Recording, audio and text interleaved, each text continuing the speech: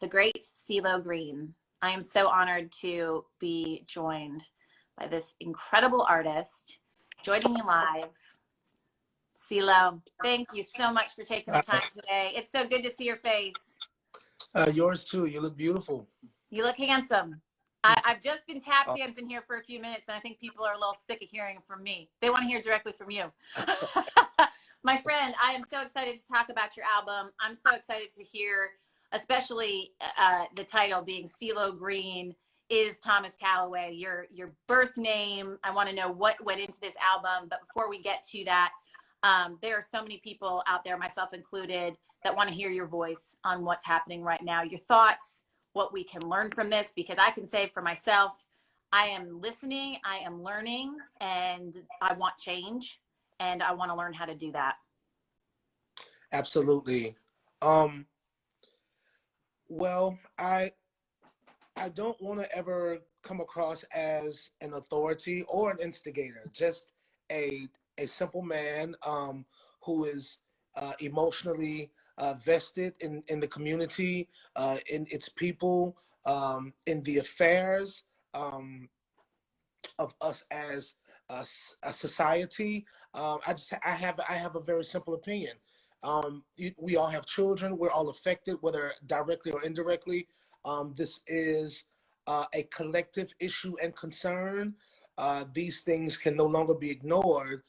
There must be some constructive way to fight and win. You can fight, and dignify the doing so, but to fight and survive is to be smart and strategic and tactical and intelligent in your approach and in your assertion to the topic at hand and to how we go forward on a consistent and sustainable basis, because this one-time incident cannot be one spike in our social conscience and then a decline as we descend back into the domestication of a day-to-day. We go about our lives. I don't believe that, looting and pillaging, is the way. But I do understand the anger, but I do understand the emotion. But, anger will affect your aim. You know what I mean? Because there are innocent bystanders, and I mean that literally and figuratively, of where they are truly acting out and involving themselves and putting themselves in harm's way out of the goodness and purity of themselves and their souls, and they don't deserve to be ran over by reckless abandon, And so therefore we have to know that people's development, are at certain levels and degrees. And, if yours is of a greater significance, then that greater understanding, that larger gauge, that broader scope should give you a greater poise, because it gives you a higher position. So if your position is not infantry and you're not a foot soldier, you have to speak from a general's platform and give structure and give strategy to those who have boots to the ground, because there is going to be collateral damage, and there's going to be casualty. So proper strategy and structure will minimalize. You know what I'm saying? Like, we can't promise or guarantee that there will be none, because our fight in the first place is because of the casualty and the casualness of the crimes at hand. And so there is civil unrest, and I withstand because I don't understand. To understand is to be outside of the know. I am equal in emotion involvement and equal in information, so therefore I withstand. And that's the equality that we do have on the subject and on the situation. Yeah, you make such a good point about the anger distracting from the aim. And the whole point is that these peaceful protests have been disrupted and interrupted by the riots. And in many cases, the state officials have confirmed that they are coming from outside the state in many places. In the peaceful protests, though, the message is being heard. Do you think the change will come from these messages? I think change is definitely starting to take a shape and a form, but we have to be, um, I believe that change is an organism that is alive in some uh, outside of us, but within our reach in some metaphysical context. And so, therefore, I believe that if it could be alive and if we could breathe change in and change be alive inside of us, it is something that it needs to find you as a proper and fitting dwelling to be acted out and extroverted. So therefore, I believe change can happen if it lives, not if it just possesses temporarily, but if it lives inside of you and you want to live for the change, and change will be your life work. It will be a part of your daily regimen to preach and teach change, and be a motivating, contributing factor and a part of the solution and not a part of the problem. Part of my own experience in this is really stopping to listen and learn. And I have been trying to go to as many Instagram pages and listen to as many people talking. And one of the repeated messages out there is, as an African American man, I feel like every single day, I don't know if I will come home alive. And I call my mom and I let her know I'm okay because I don't know if I will make it home alive. Is that something that you feel? And how in any way, shape, or form can that kind of huge overhaul that is needed happen? How does that happen? I do feel it. I will say there's a small gray area of exemption simply because I am fortunate enough to have somewhat of a familiar face. And I've been pulled over on a handful of occasions and been recognized as myself, and maybe that tension subsides or is not there. But you definitely feel it arrive as an energy, and sometimes as a nervous energy when the lights are being pulled over, because either you know exactly why you're being pulled over or you don't know exactly. You may not realize your tail light is off or your blinker has gone out and they're pulling you over for something specific. So you just really don't know. And then, these things escalate. And the way these things are propagated, it just seems so random. We now understand somewhat of why the reason of Mr. Floyd's detainment was by passing a counterfeit $20 bill. I'm like, I don't really know.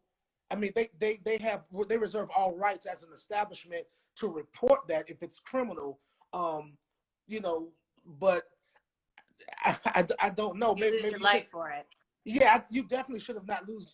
He shouldn't have lost his life. But it seems so random.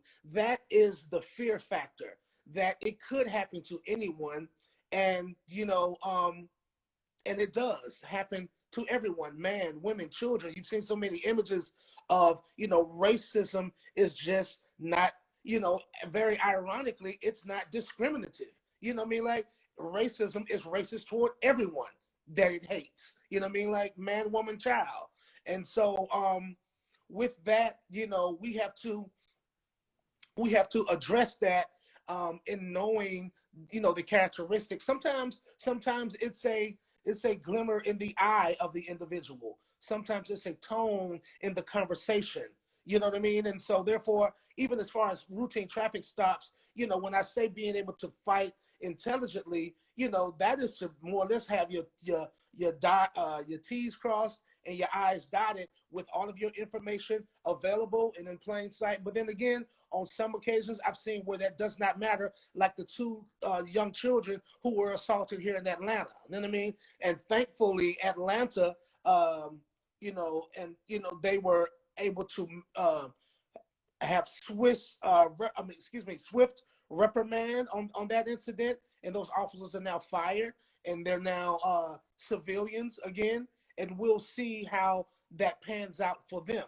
You know what I mean? Because without the badge to distinguish them from from us, you know what I mean? Mhm. They could then now in turn experience the same racism, discrimination, and brutality.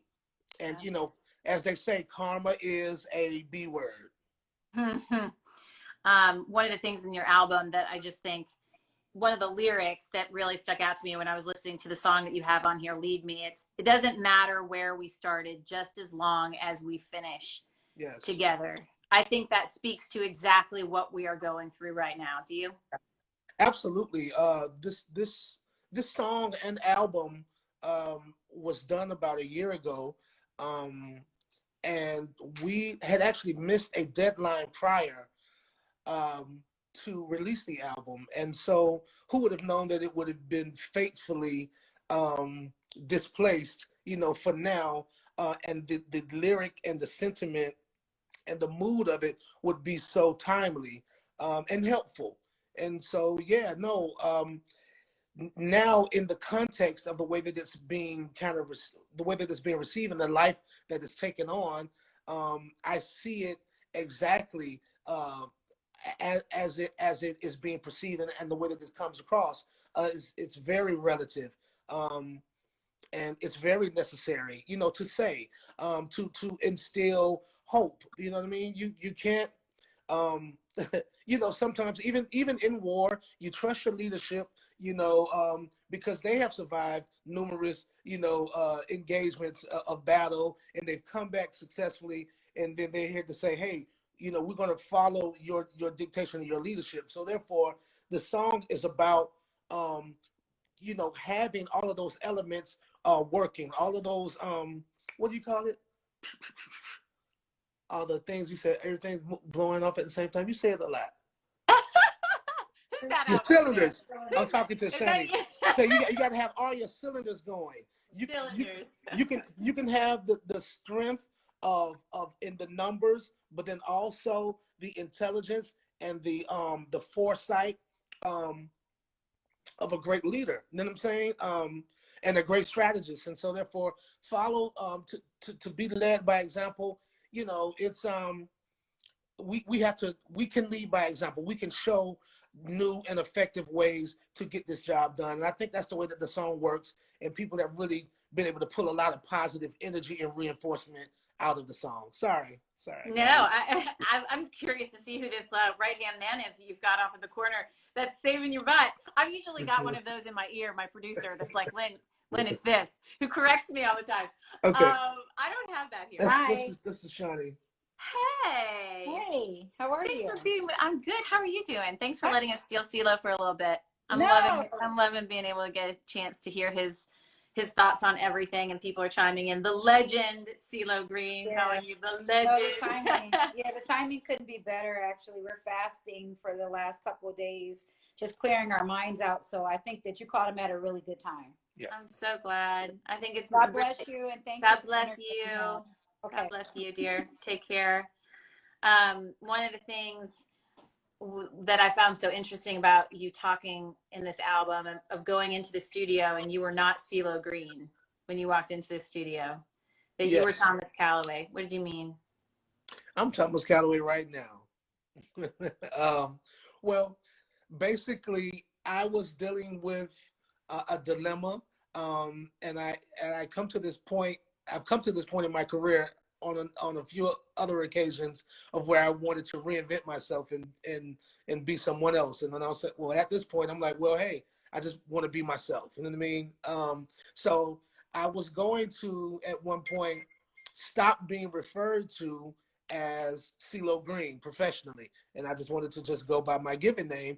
And when I was asked why, I replied that, hey, so at this point in my career, it's everything that I do from this point on is about legacy, and your legacy is in your last name. And so I would like to, you know, have that in mind, you know, and that be referenced and rewarded in the work that I do from this point going forward. And then also it's me being a Gemini, and I deal with the duality, you know, Thomas Callaway is the introvert, CeeLo Green is obviously the extrovert.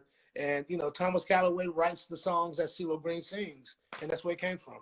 I love that you say you're Thomas Callaway now. I feel like that's sort of a special honor to be able to meet this different side of you, since we know you so well in the public light, and we know you so much as CeeLo Green. And it's always so amazing to me when I talk to celebrities when they have sort of those alter egos, that their famous self is much different than their personal self. And I love that you guys have talked about doing this cleanse and this fast to get your mind straight. Let's talk about that and how you're doing it, because I think we all feel like we need that right now. Oh, absolutely. Well, it's something that's carried over from the last few months now. You know, we started quarantine, I believe it was March 12th.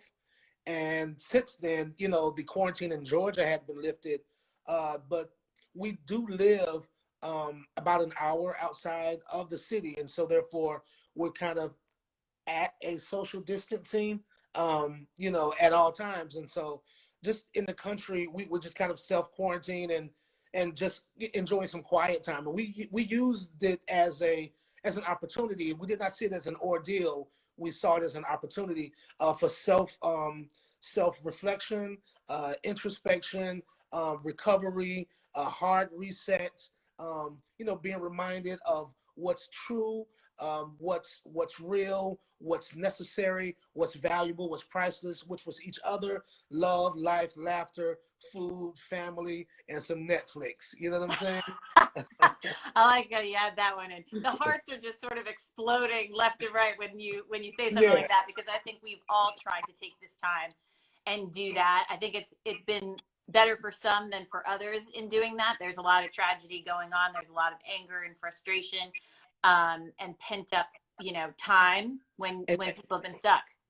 Absolutely. And I think that it was a perfect storm because of that, that ordeal in many ways. Sometimes, you know, maybe the mind doesn't see it as that, but maybe the body does.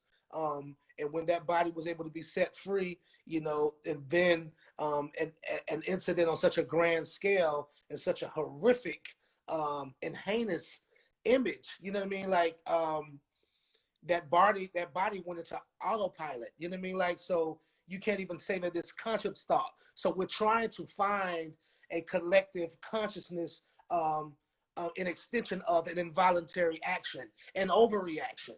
And you have to understand that when we overreact, there is missed mark, and there's oversight, there's missed mark, there's mismanagement of emotion, there's missed opportunity. You know what I'm saying? So, but chaos does find itself.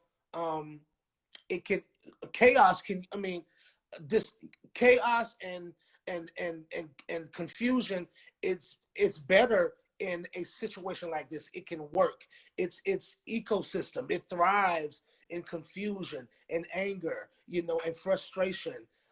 So we have to battle on a spiritual level. You know what I mean? Like, emotion is the medium between the physical body and the spiritual plane. So our emotion is our connection to it. So we must mind our emotion and manage our emotion, even under these very harsh circumstances. And I know it's easier said than done, and some of us have a little bit more practice than others. And so I've even been accused on occasion of, well, CeeLo, you're fortunate enough, you know, to feel that way. Like, you know, like you're living in some mansion in the country somewhere. You know what I'm saying? And so what do you say to that? I don't say anything. I just continue to take the action.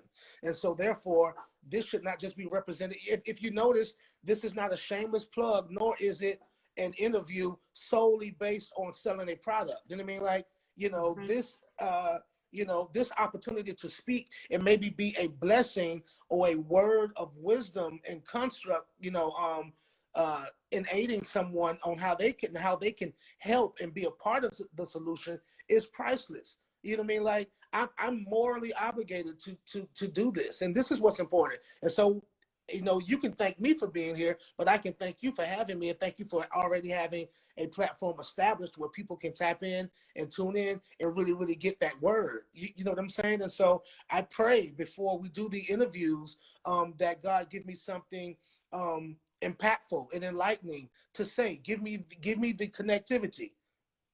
I think he's giving you that today. That's for sure. You know, when you talk about not selling a product, music is also therapy. Music is Yes. healing. I've actually, in covering a number of stories and where music has healed, and that's what we need right now. And for you as a musician, as an artist, how do you channel that so that people can take that away from your art? Well, anybody that knows me and they're familiar with my history up until this point, they know that the greater part of my career and my contribution has been for the positive, and I said that I would commit myself if given the opportunity. And, I once was a wretch, you know what I mean? Once was lost and now I'm found. And so therefore, when music salvaged my life, I said that I would give it back, because when God gave me that blessing, it was so abundant, so enormous that my cup runneth over, just as scripture says. And so I'm readily, you know what I mean? Like I'm excitable about sharing the beauty and the gift of God, you know what I mean? And I've done this deliberately and intentionally over the last 25 years. And so I'm very fortunate to have made a living whatsoever. You know what I'm saying? Because I think essentially it may be, for some people it is gospel music, you know what I mean? But I don't really fit into a category. But I am a man with a mission statement, and it's a love letter, addressed to whom it may concern, and it always has been. And so I just continue to do the diligence. You have to remind people, and this quarantine has been an opportunity to remind people, look around, see who's speaking, see who has something to say, see who has something legitimate, and reasonable and constructive to say. You know what I mean? Mm-hmm. And then reference that person, reference their work, go back and character witness, you know what I mean? Like, and then you remember me. You remember that you should not be surprised at all that CeeLo Green is, in the fight, shoulder to shoulder with you. You know what I mean? Because I always have been. And I have not become complacent in that. You know what I mean? And I am at a general status, you know what I mean? I'm a high-ranking officer and a decorated soldier. And so therefore, I do not want to send other fine soldiers off for a certain death. That is not my wish. You know what I mean? And so I have to salvage, if I can, with the way I speak on the subject, salvage some of those lives, because some of those lives, all of those lives have promise and have purpose. You know what I mean? Like nobody is alive frivolously or randomly, for God have given us all great purpose. All you have to do is acknowledge something greater than yourself in order to be as great as you were intended to be. When you talk about your purpose, I just want to say what Maya has chimed in and said. Your music makes me feel so much better because it transmutes my pain and sorrow in a cathartic way. You sing so beautifully. Your voice is like no other. You obviously have another person saying that your song Fool for You made her cry and cry and cry, took a weight off my shoulder, opened my mind. It clearly speaks to your listeners. That must feel pretty incredible when you know your purpose is being used.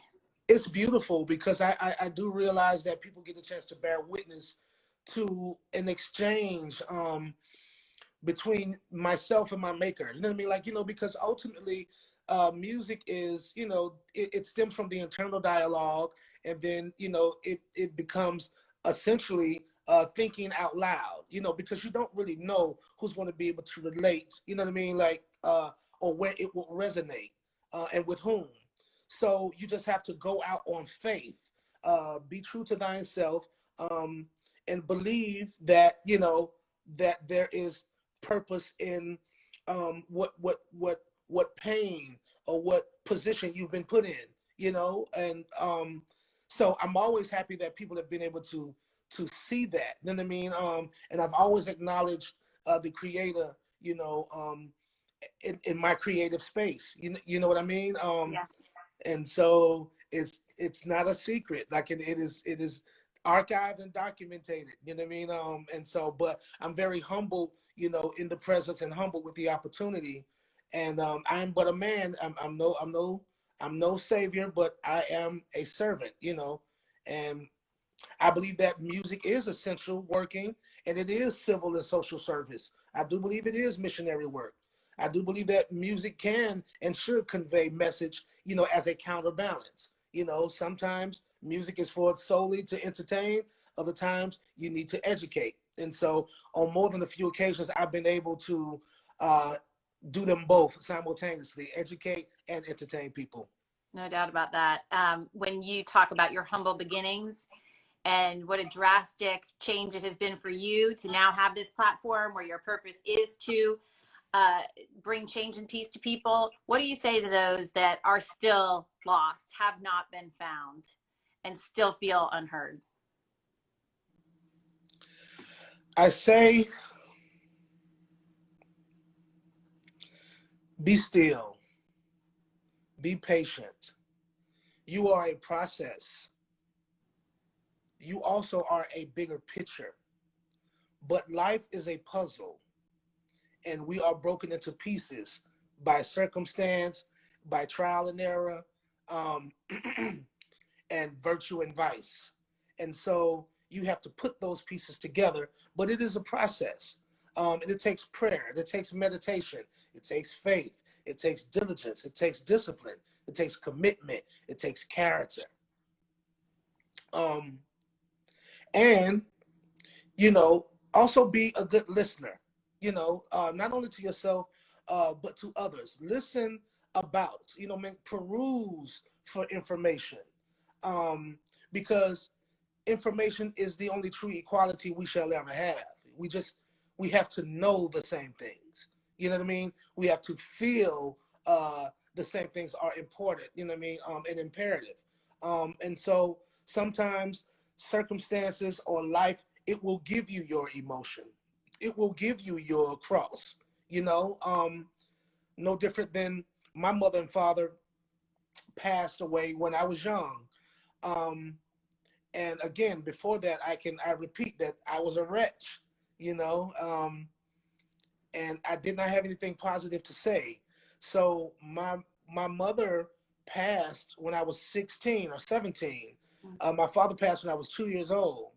And so I believe that I have been possessed from that point on with their aspiration for me. So the good that you hear, I'm possessed in the moment. You know what I mean? Like I'm possessed with the spirit of my very righteous mother. You know what I'm saying?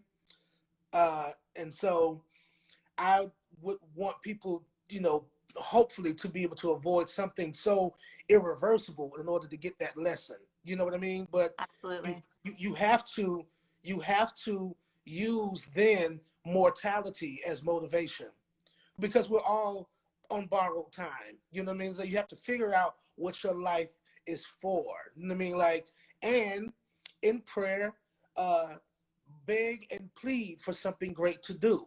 And I'm almost certain it will extend your life. You know what I mean? Absolutely. One of the viewers here again is saying that how much they appreciate you talking about mental health in your music. Yes. And that you yourself had even contemplated suicide. Yes, I've been very honest. One way that I was able to do it was use um, an alter ego. Gnarls Barkley is enigmatic, in its way of transparency. And people, I'm glad people were able to receive those messages more because it wasn't so definitively about me. Gnarls Barkley ultimately encompasses us all because we all deal with that identity crisis, those inadequacies, the inferiority complexes, all of those many different dilemmas. And, so, but yes, I've been able to be very honest and have music be cathartic for me. So it took me being able to be expressive, to have that healing, in the same gesture, someone else is being touched and blessed and healed by knowing that they had company, and someone else was going through it, and someone else found understanding, excuse me, they found withstanding, you know. Mm-hmm. And yeah, so I hear it quite often. I've been a blessing to people, and so many people have said I've saved their lives. I've saved them from suicide, saved them from themselves, you know. And when I realized that God was using me, um, it became intentional. You know what I mean? Like, I begin to raise my hand in the class and say, me, use me.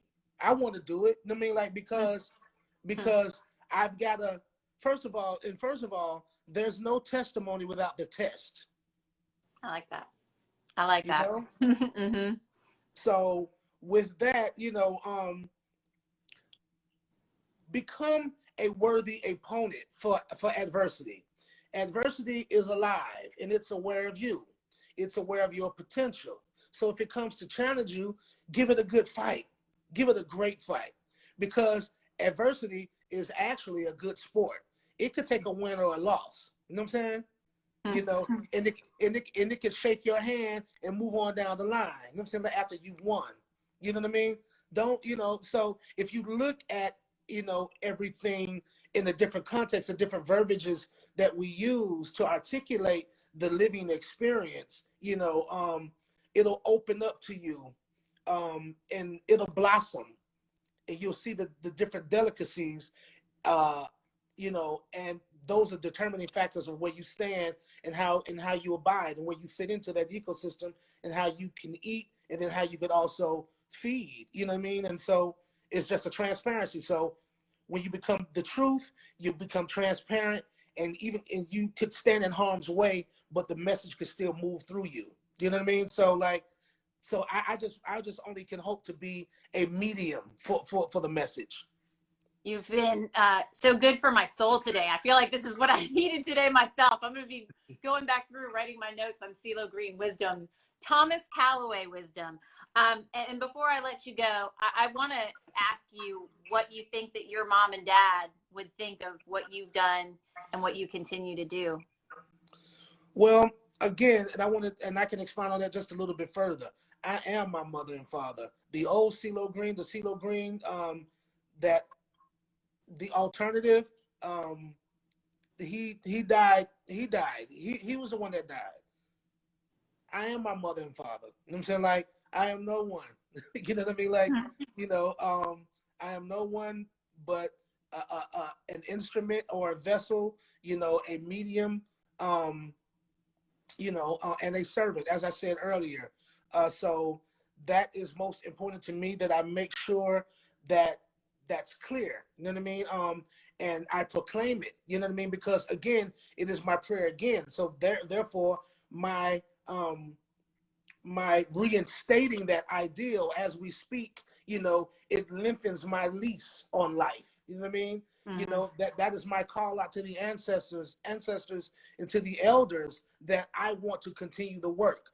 Keep me, because, me misguided and full of emotion and unbridled energy, 25 years ago, I would have been right out there in those streets. You know what I mean? Like, and I was out there in those streets, and I was able to maneuver and navigate the waters, and I survived. You know what I mean? I survived, and me giving back, me showing solidarity, and servitude, is my coping mechanism for survivor's remorse.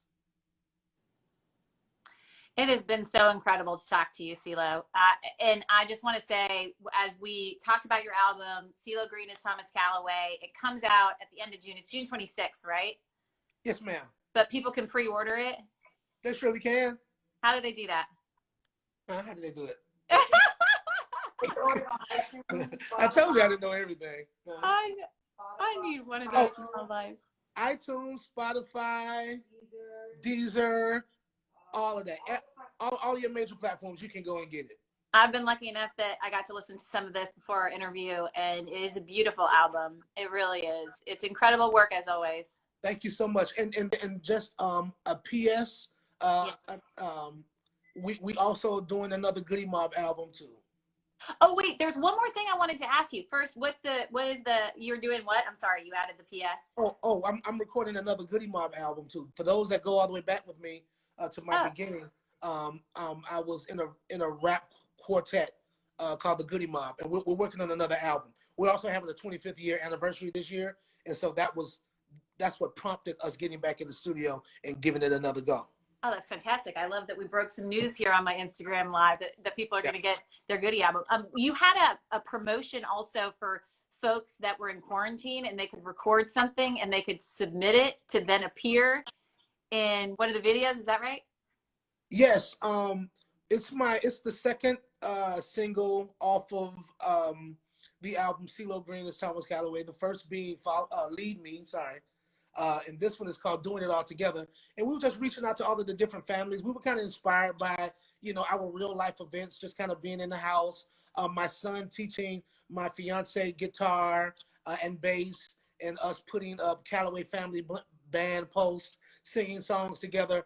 And we just felt like, well, hey, I'm sure this is not the only household that's taking this opportunity to love on each other. And so let's get everybody involved and tell everybody to film themselves doing something great, whether it's what are you eating dinner. I mean, think about how many families don't eat dinner together anymore. I mean, like it's crazy, and we had not done it. There's a table in this house, this property here, that we've never sat at to eat. We either sit at the little bar area or sit in different places and watch TV, but we sat at the table and talked and held hands and prayed and blessed the food and was thankful for each other. So if you're doing any of that, and I'm sure that you are, record it for us and send it in, and let's teach each other how to love. Speak your love language out loud. CeeLo Green. And please send love to your fiance, sweet fiance that has been helping us out here during the interview as well. And God bless your family. Thank you for taking the time. And when we are back in studio, when our show is back in studio, we would love to have you in and talk more about your album when it's dropping. Okay, well, I'll shave and clean up for that time. No, we like you just the way you are, Thomas Callaway. You take care. Thank you, Queen. Bye-bye. Okay.